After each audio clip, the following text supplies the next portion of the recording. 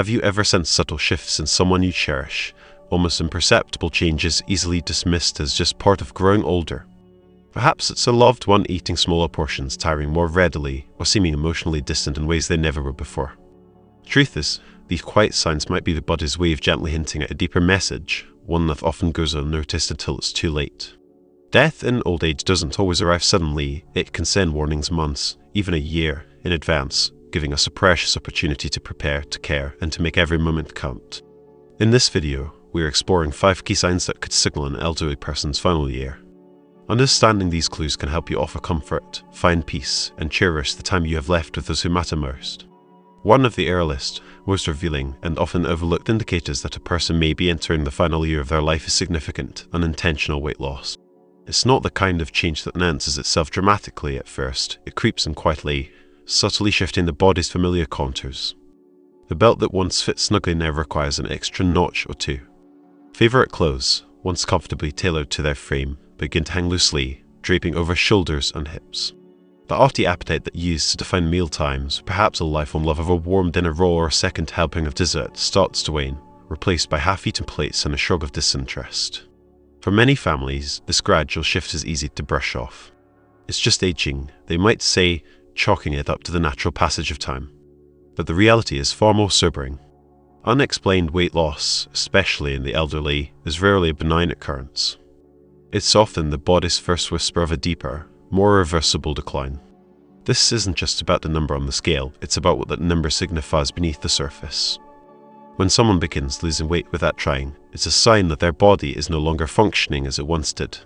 Nutrient absorption, a process the body once handled effortlessly, starts to falter.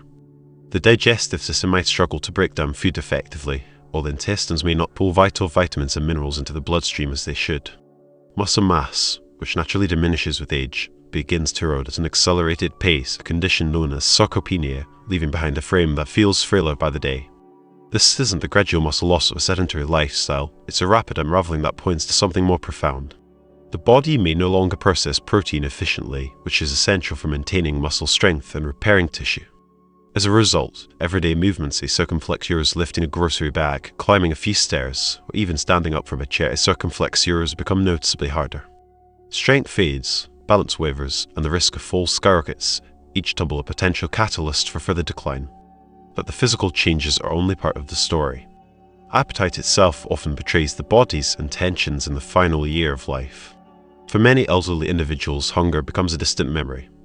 Where they once savoured the smoky tang of a grilled steak or the sweetness of a ripe peach, food now seems bland, its flavours muted by a fading sense of taste and smell.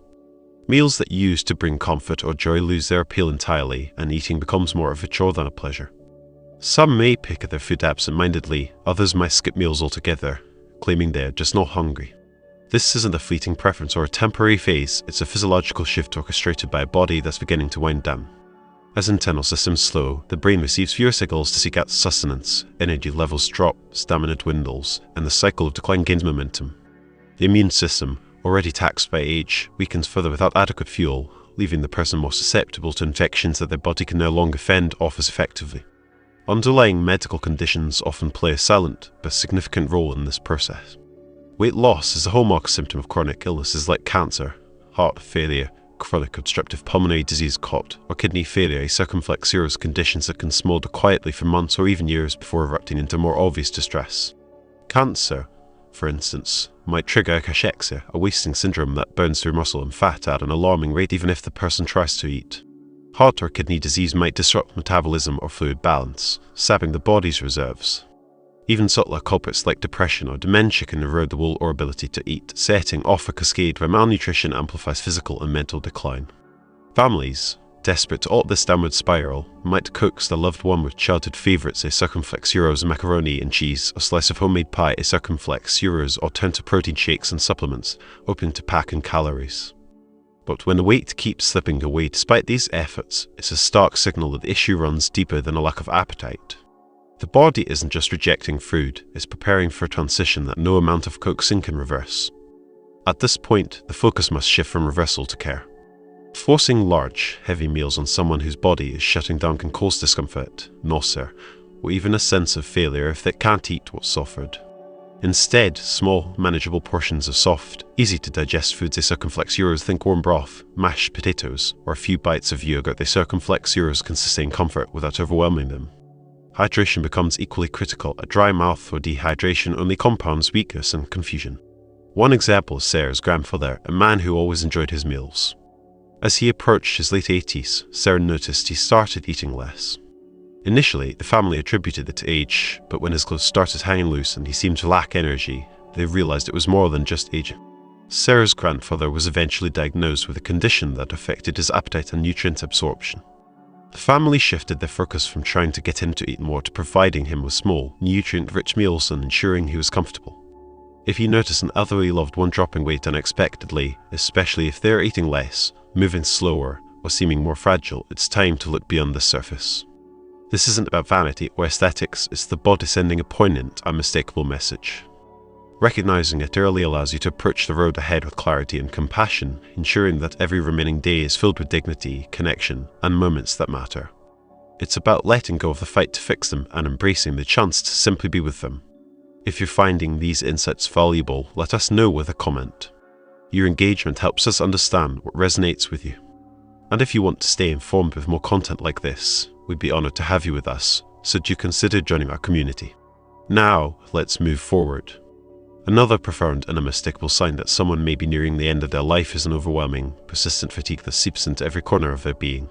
This isn't the fleeting tiredness that follows a busy afternoon or a restless night, it's a bone-deep exhaustion that lingers, unrelieved by sleep or rest. Imagine waking up feeling as though you've run a marathon in your dreams, only to face a day where even the smallest tasks loom like mountains. Getting out of bed transforms into a Herculean effort, requiring a pulse to gather strength before feet even touch the floor.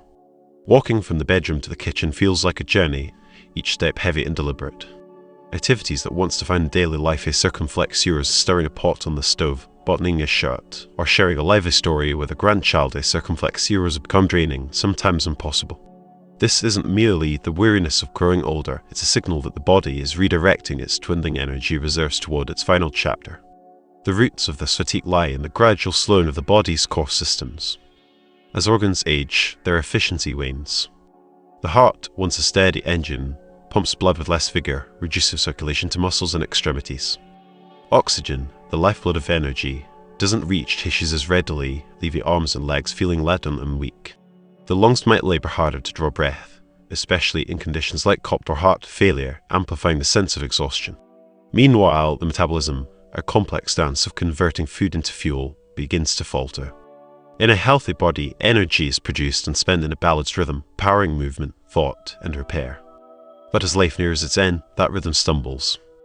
The body shifts its focus inward, conserving what little energy remains for the most essential functions as circumflex euros breathing, keeping the heart beating as circumflex euros rather than sustaining the activities of an active life. This redirection explains why someone in their final months might sleep more, drifting into longer naps during the day or struggling to stay awake for a favorite TV show. Energy crashes can strike without warning. 1 minute they're chatting, the next they're slumped in their chair, eyes heavy with the weariness that words can't capture. This physical decline carries an emotional weight that's just as heavy. For many elderly individuals, independence has long been a source of pride, a badge earned through years of raising families, working hard, or mastering hobbies. When fatigue steals that autonomy, it can spark frustration, shame, or even despair.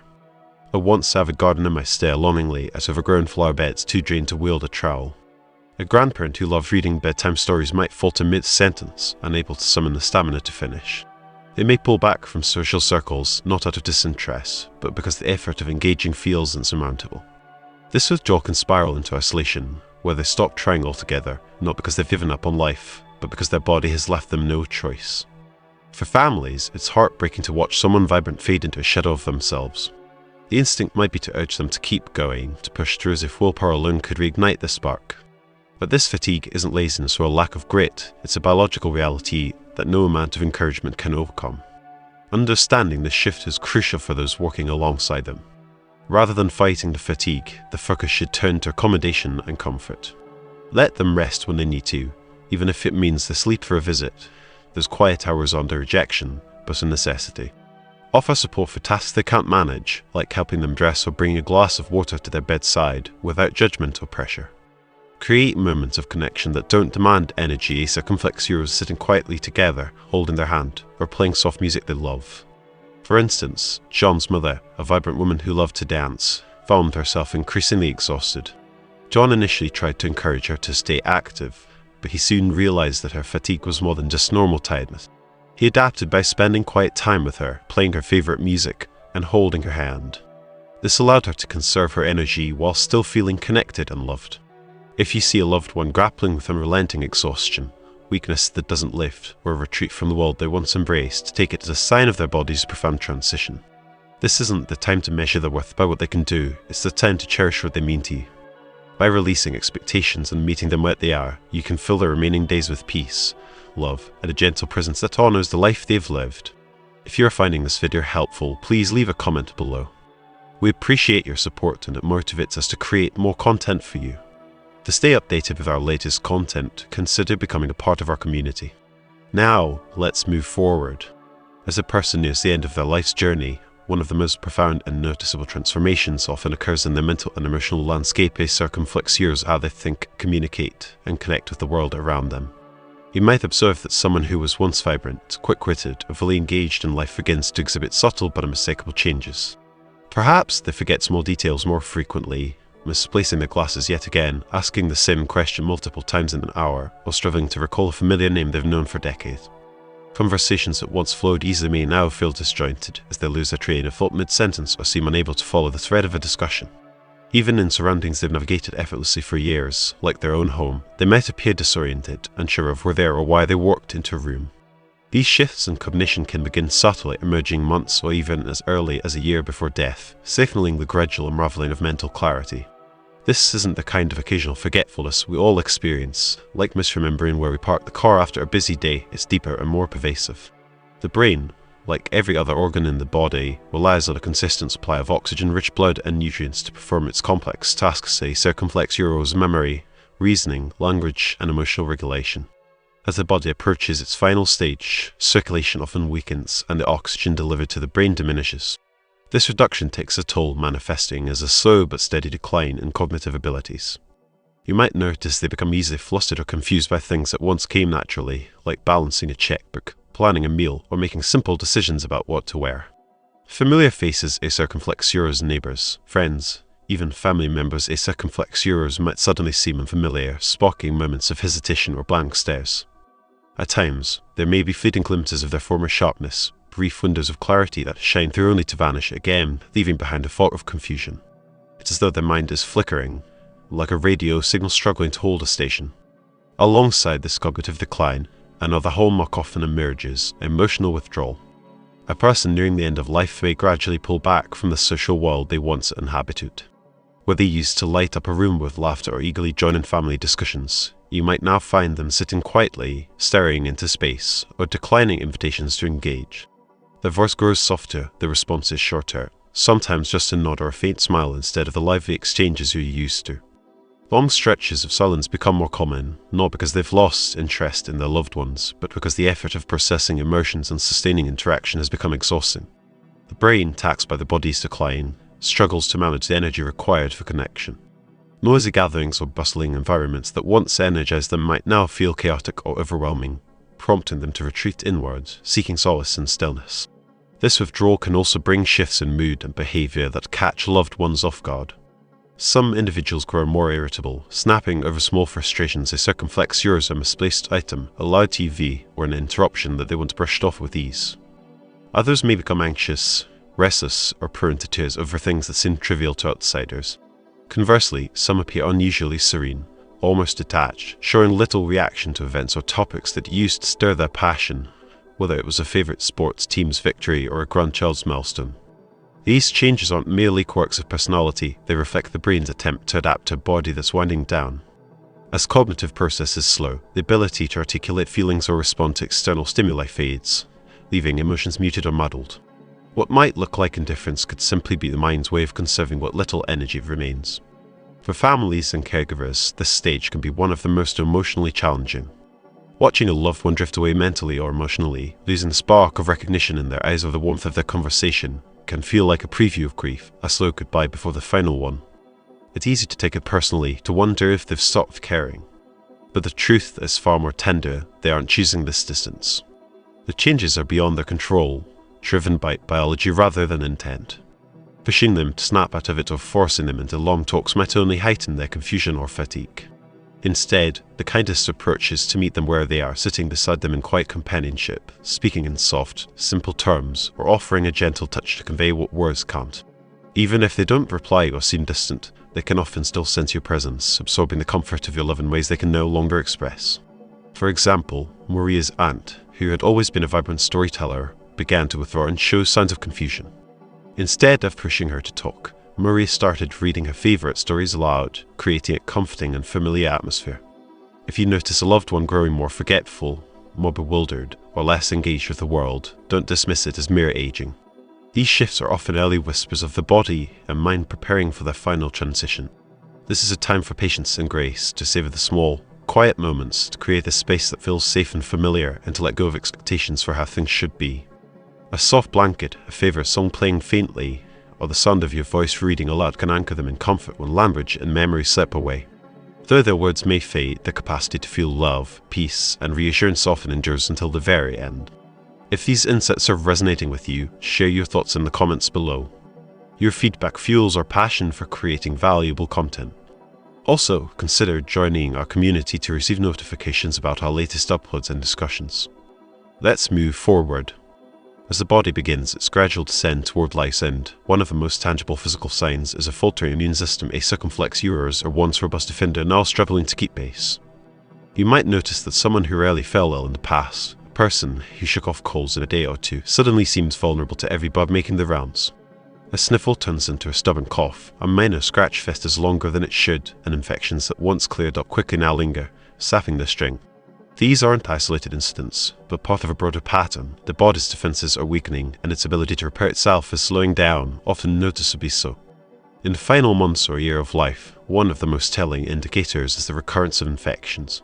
Pneumonia creeps in repeatedly, urinary tract infections, UTIs, become a frequent, unwelcome guest, skin sores refuse to heal, and even the mouth, gums, or throat may harbor persistent irritation or infection. For families, it's tempting to see each illness as a standalone problem, something a quick doctor's visit and a prescription can fix. But when these episodes pile up, when recovery stretches from days to weeks, or when the same infection returns despite treatment, it's often a sign that the body's natural resilience is fading.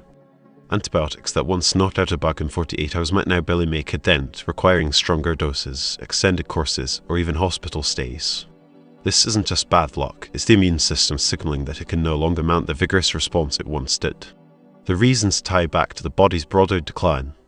As circulation slows and organs like the liver and kidneys function less efficiently, the systems that power immunity, a circumflex urus, white blood cells, antibodies, and inflammation, a circumflex urus, don't mobilize as effectively.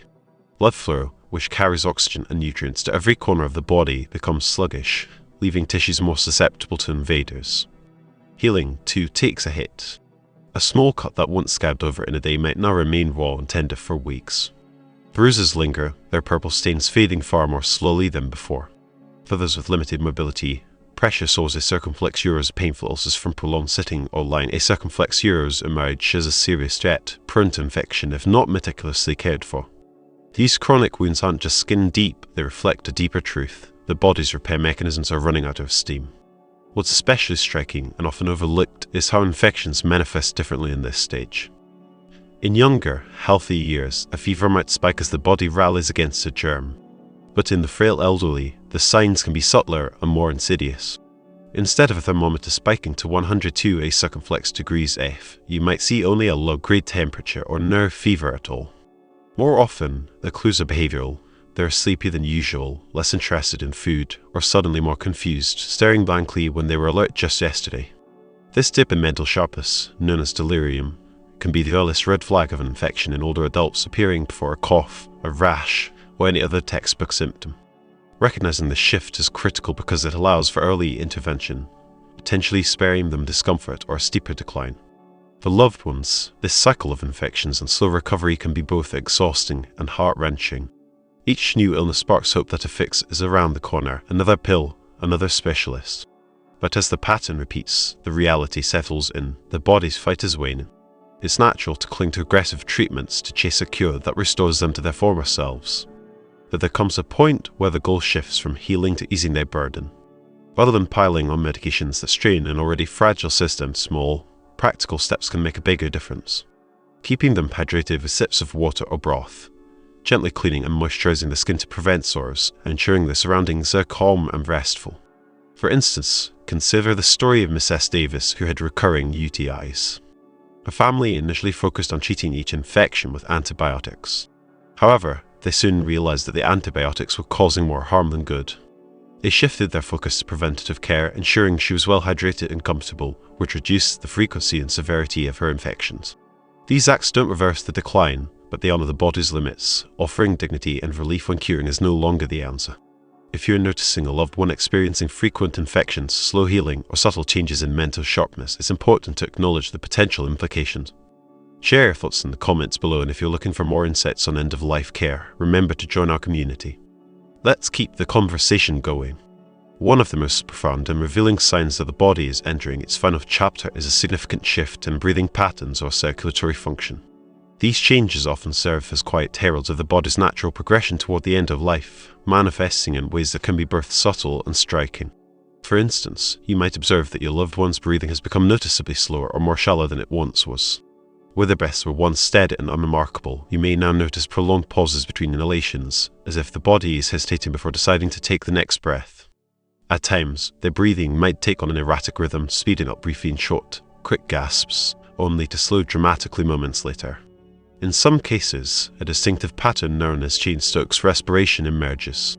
This is a gentle yet unsettling cycle where breathing alternates between deep, rapid bursts and extended pauses, almost like a tide ebbing and flowing unevenly. These shifts might begin faintly, perhaps only noticeable during moments of rest. But as time passes, they tend to grow more pronounced, occurring more frequently and with greater intensity. Alongside changes in breathing, you may also notice signs of weakened circulation, another key indicator of the body's gradual decline. Perhaps you reach for their hand and find it unexpectedly cold, or you brush against their feet and realize they feel chilled despite a warm room. This coolness might extend beyond the hands and feet, sometimes even the tip of their nose or the edges of their ears take on a faint chill. As you look closer, their skin might appear paler than usual, tinged with a bluish or greyish hue, or marked by a mottled, mobile pattern, particularly around the fingers, toes, or lower legs. This occurs because the body, in its wisdom, begins to redirect blood flow away from the extremities, prioritizing the vital organs like the heart and brain.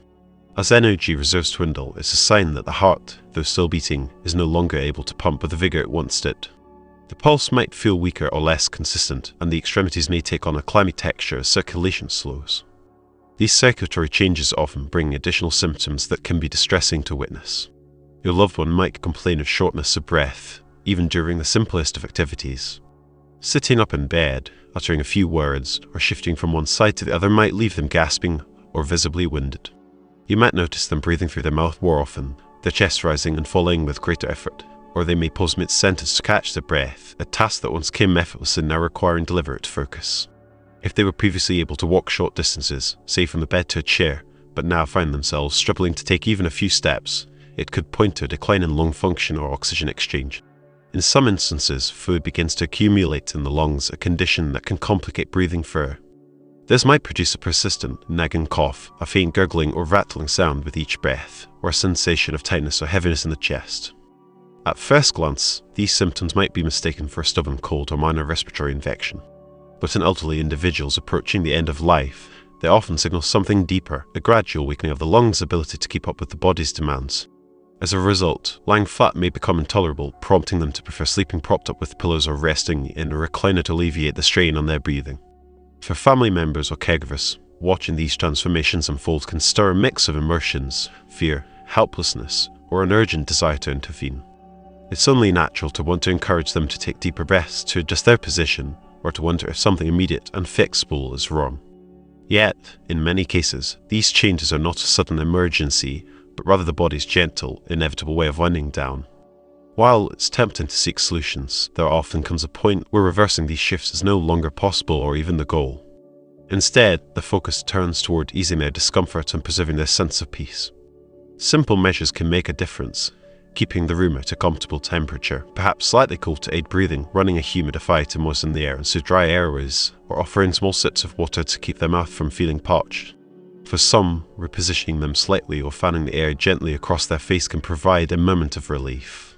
In certain situations, medical support, like oxygen therapy or carefully administered medications, might help soften the intensity of these symptoms, though the aim is typically comfort rather than cure. Consider the experience of Emily's grandmother, who developed Cheyne-Stokes breathing in her final weeks. Emily initially panicked, but the hospice nurse explained that it was a natural part of the dying process. Emily focused on creating a peaceful environment for her grandmother, playing soft music and holding her hand. If you observe these signs, a circumflex urus irregular or labored breathing, cold hands and feet, burst into the skin, or a mottled appearance, a circumflex urus, it's worth taking note. They often indicate that the body is conserving what little energy is left, redirecting its resources inward as circulation and respiratory strength fade. This is not a time for panic, but for presence. It's a moment to sit close, to speak softly, to offer a reassuring touch, and to ensure the surroundings feel calm and secure. In these final weeks or months, the greatest gift you can offer isn't a heroic medical fix, it's the steady comfort of your company, the preservation of their dignity, and the quiet assurance that they are not facing this journey alone. As we wrap up this video, take a moment to think about what these 5 signs of circumflex urus of significant weight loss, extreme fatigue, cognitive decline, frequent infections, and changes in breathing or circulation a circumflex urus mean for you and the people you care about. These aren't just warnings, they are opportunities to show love, offer comfort, and make the most of the time we're given. We hope this video has offered helpful insights and guidance. To support our efforts in creating content that informs and inspires, we invite you to join our community. Your participation helps us reach more people and continue making a difference. Thanks for watching.